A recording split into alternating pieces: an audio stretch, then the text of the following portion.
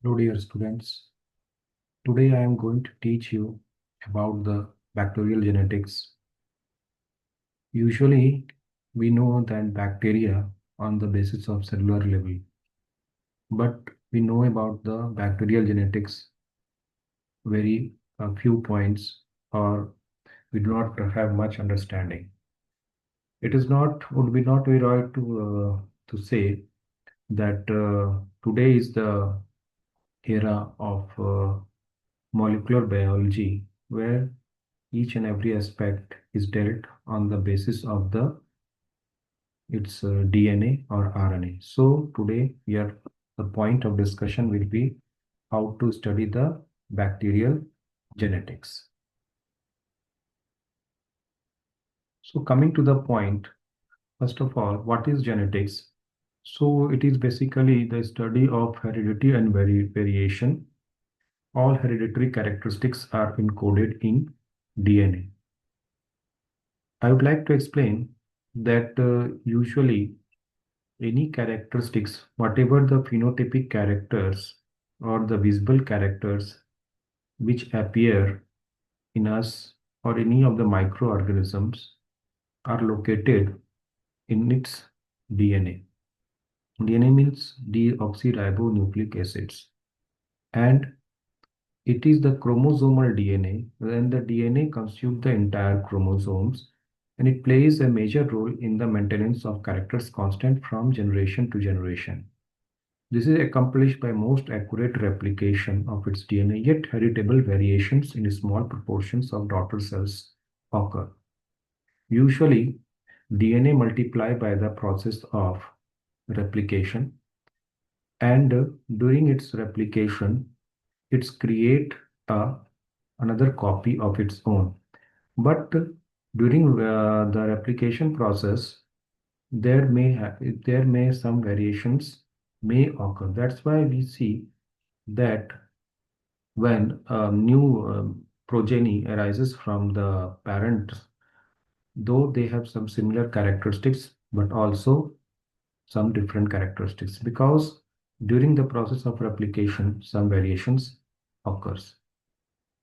See now here 1, 2, 3 points we should be knowing that we know that the genetic information of an individual or any microorganism is encoded in the DNA. And this DNA comprises the entire chromosome of the body. Next, the term which comes is the gene. Gene is that part of the DNA which specifies a particular polypeptide or protein. If we can elaborate it more, we can say that the DNA is the mechanism is the called as the central dogma. Here, when DNA is again making its replicating to make its daughter cells, or daughter DNA, the process is called as the replication. And from DNA, the messenger RNA is made, in which it is a single stranded, whereas DNA is the double stranded.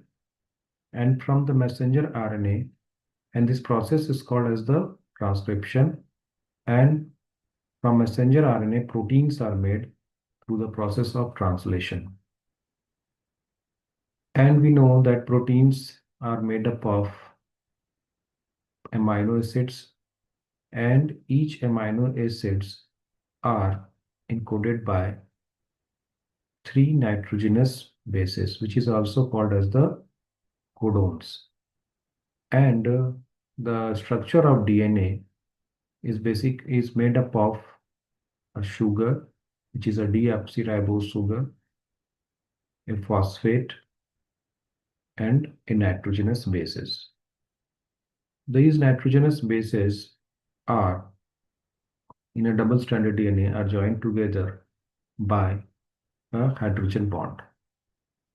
Now coming to the basic principles The DNA molecule is composed of two strands of complementary nucleotides sewn together in the form of a double helix, as deduced by Watson and Crick.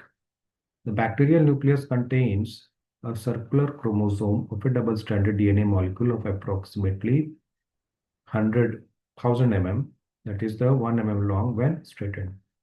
Usually in human, the DNA is in the form of a linear strand. Linear double-stranded DNA is present in the human beings, but in the bacterial DNA, it is present as a in the circular form. And each strand has a backbone of deoxyribose and phosphate groups. And there are four nitrogenous bases, two purines and two pyrimidines. Purine nitrogenous bases are called as adenine and guanine, whereas pyrimidine are thymine and cytosine. Here, next, we should know that the pairing usually happens between a purine and pyrimidine. Means that adenine will pair with thymine and guanine will pair with cytosine. And both, as I've already discussed, that both all of them are linked with the hydrogen bonds.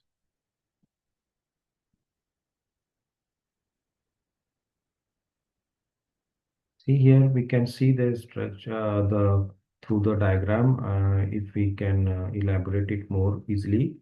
See here, you can observe that first of all is the central dogma, where how the replication, transcription, and translation of the DNA takes place. Here, one thing, that one more process occurs usually in the retroviruses. For example, human immunodeficiency viruses, that is the reverse transcription where RNA is converted to DNA.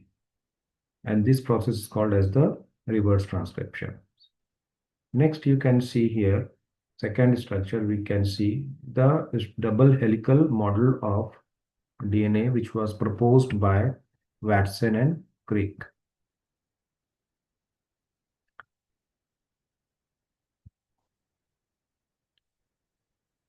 Usually, so we have already discussed about the DNA. Next, we will see that about the RNA. RNA are structurally similar to the DNA, except for the two differences.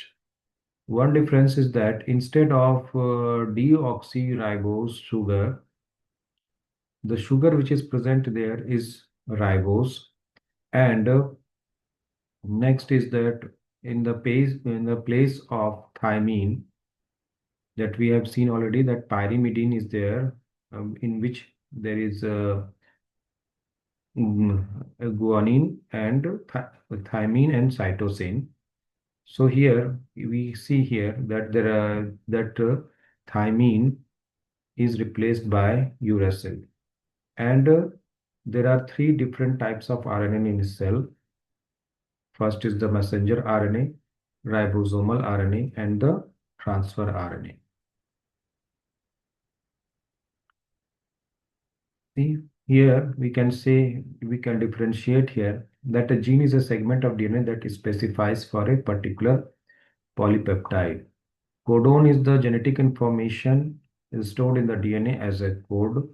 Codon consists of a sequence of three nucleotide bases, and the code is the triplet. Each codon specifies for production of a single amino acid, but more than one codon may exist for the same amino acids. For example, AGA codes for arginine, but CGC, CGG, and CGA and AGG also code for the same amino acid. Arginine is also applicable for other amino acids as well.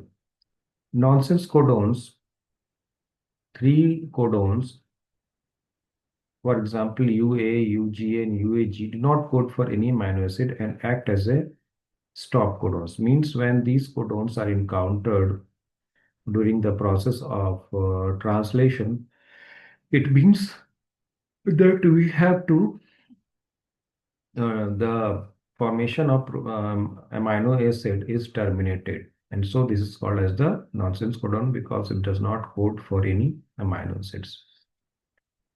Synthesis of polypeptide, genetic information in DNA is transcribed onto RNA and then translated as the particular polypeptide. Transcription, the process of transcription is that there is an enzyme as in the case of replication, the enzyme which is responsible is the DNA polymerase. Whereas in the transcription, the enzyme which is responsible for the transcription of DNA to mRNA is the RNA polymerase, which attaches itself to the binding of a gene on DNA and synthesis of mRNA using one of the strands in DNA as a template. This process is known as transcription. Since DNA acts as a template for synthesis of mRNA, therefore the bases in mRNA will be complementary to one strand of DNA.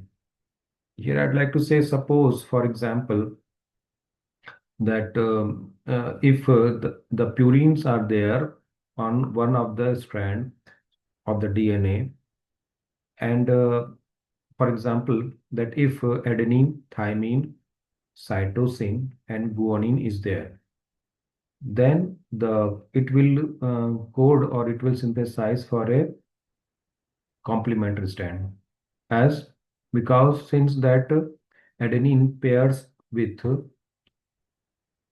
adenine